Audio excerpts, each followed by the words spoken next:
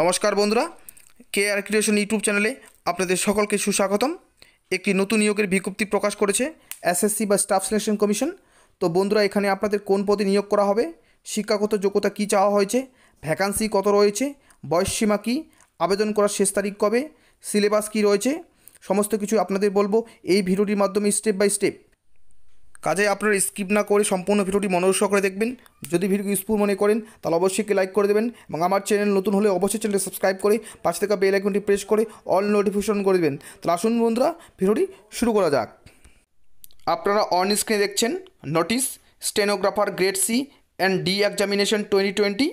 আপনারা এই নোটিশটি ssc.nic.in এই ওয়েবসাইট ভিজিট করে আপনারা এই নোটিশটি ডাউনলোড করে নিতে পারেন। এখানে স্টেনোগ্রাফার গ্রেড সি এবং ডি পদে নিয়োগ করবে SSC. Dates for submission of online application. অনলাইনের আবেদন প্রক্রিয়া চলবে 10ই অক্টোবর থেকে 4 November. Last date and time for receipt of application এবং আবেদনের শেষ তারিখ 4 নভেম্বর রাত 11:30 পর্যন্ত। Last date and time for making online fee payment এবং অনলাইনে ফি পেমেন্ট করার শেষ তারিখ হচ্ছে 6 নভেম্বর রাত 11:30 পর্যন্ত। Date of the computer based examination. এখানে আপনাদের কম্পিউটার বেসড এক্সাম দিতে হবে। এখানে পরীক্ষার তারিখ বলা হয়েছে 2021-এর 29শে মার্চ থেকে 31শে মার্চ, এই 3 দিন পরীক্ষা নেওয়া হবে।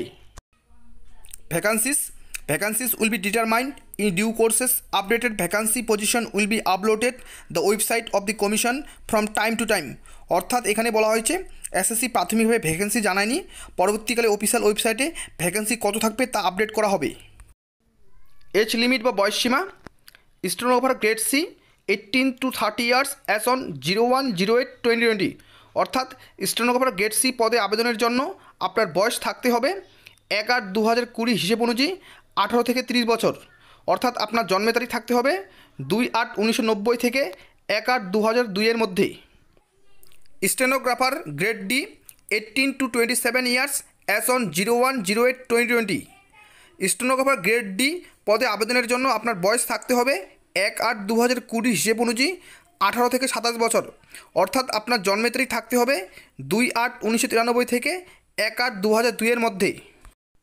এখানে বয়সের ছাড়ের কথা বলা হয়েছে। SC/ST প্রার্থীরা 5 বছর বয়সের ছাড় পাবেন। OBC প্রার্থীরা 3 বছর বয়সের ছাড় পাবেন। PWD আনরিজার্ভ প্রার্থীরা 10 বছর বয়সের ছাড় পাবেন। PWD OBC প্রার্থীরা 13 বছর বয়সে ছাড় পাবেন। PWD SC/ST প্রার্থীরা 15 বছর বয়সে ছাড় পাবেন। ন্যাশনালিটি বা সিটিজেনশিপ। এই পদের আবেদনের জন্য আপনাকে অবশ্যই ভারতীয় নাগরিক হতে হবে। A subject of Nepal or a subject of Bhutan or a Tibetan refugee who came over to India before the 1st January 1962 with the intention of permanently settling in India।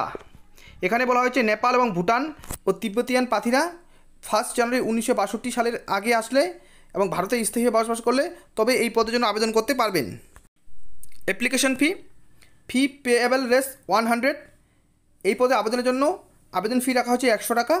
Women candidate and candidate belonging to scheduled caste SC, scheduled tribe ST, person with disability PWD and ex serviceman ESM eligible for reservation are exempted from payment of ফি।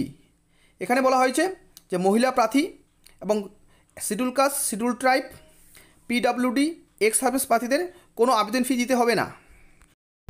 আবেদন fee ভীম UPI, debit card, credit card ও SBI চালানের মাধ্যমে আবেদন ফি জমা দেওয়া যাবে।